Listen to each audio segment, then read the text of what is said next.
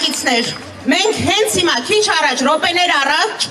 տեսանք, թե ոնց որ սովորաբար արդեն կենտրոնական ընտրական հանձնաժողովը սովոր է, որ պետքա գիշերվա կեսին մթության քողի տակ, հանցագործի նման, գողանա ժողովրդի վստահության քվեն, ոնց գիշերվա կես անվավեր ճանաչեցին տեղամասերի արդյունքները, նույն կերպ էլ հիմա գողանում են ձեր քվեն, ամոթ, ամոթ, ամոթ, ամոթ, ամոթ, ամոթ, ամոթ, սիրելի ժողովուրդ, ամենալկտի ու այլանդակ ձևով կենտրոնական ընտրական հանձնաժողովը, որը իրեն հռչակում է կոլեգիալ մարմին, ոտնահարում է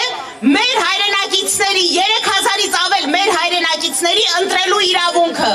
որևէ հոդաբաշխ բացատրություն կենտրոնական ընտրական հանձնաժողովի նախագահ կոչվող Վահագն Հովակիմյանը, ով ըստ տարբեր շրջանառվող լուրերի իր տան նկուղում արդեն բունկերա պատրաստում, ու շատ ճիշտ է անում, որ բունկերա պատրաստում, բայց այդ էլ չի փրկելու, չի կարելի նման կերպ վարվել ժողովրդավարության հետ, դուք եք խոսում, այ իշխանության կամակատարներ, դուք եք խոսում ժողովրդավարությունից, դուք եք խոսում արդարությունից, ոնց կարելի է նման արհամարական վերաբերմունք ունենալ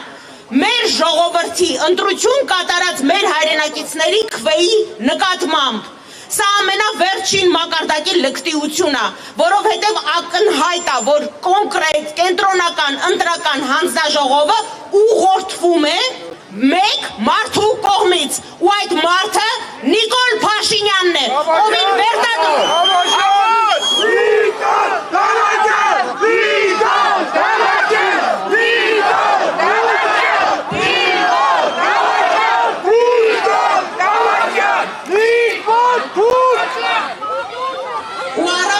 ակնհայտ է, որ այս ամբողջ գործընթացը կոնկրետ ուղղված էր ընդդիմադիր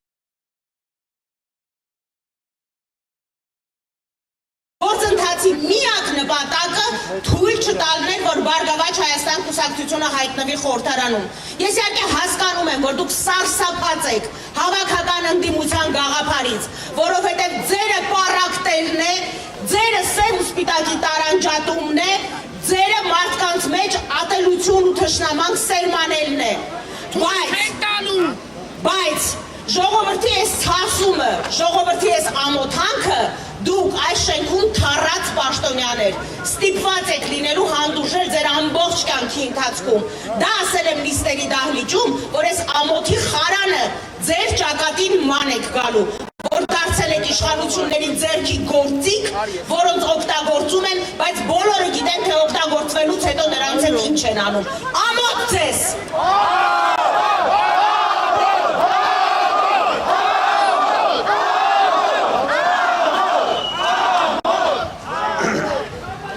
Ժողովուրդ ջան, մոտ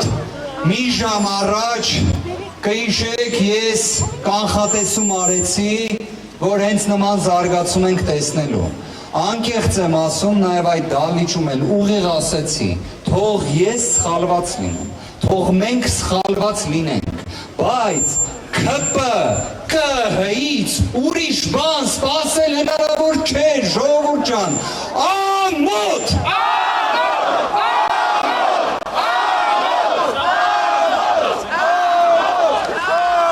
Ժողովուրդ ջան, մենք մի բան կարանք ասենք, կոնկրետ այս աստիճան ապօրինություն ընտրական գործընթացներում չի եղել։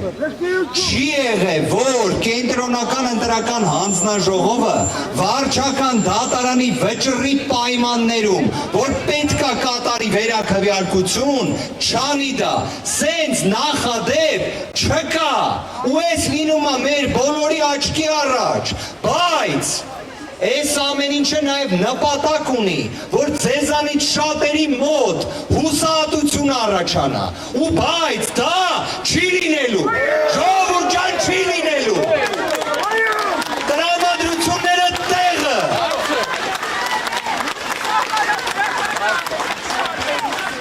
մենք այս կետից ունենք նաև լրացուցիչ գործողություններ, որ անելու ենք, մենք այնպես չի, որ անակնկալի ենք եկել, կոնկրետ իրավական գործողությունների տեսանկյունից իհարկե նույնչափ անկախության խնդիր ունեցող մեկ այլ մարմին էլ սահմանադրական դատարանն է, բայց այդ մարմնի առաջ կյանքում չի եղել դեպք, որ վարչական դատարանի վճիռ անտեսվի, օրենսգրքի սև ու սպիտակ գրած դրույթը անտեսվի, տենց դեպք չի եղել, դե հիմա մի հատ էլ այդ դեպքը կամերագրենք, լավ, չասենք ուրիշ գործողություն կանենք, կամերագրենք, ցույց կտանք, կշարժվենք առաջ, մի վարկյան չընկճվեք Ժորջը, որտեղ սենց տեսակ ապօրինությունները հենց դրա համար արվում, որովհետև այս մարդիկ հասկացել են, որ իրենք չեն հաղթել,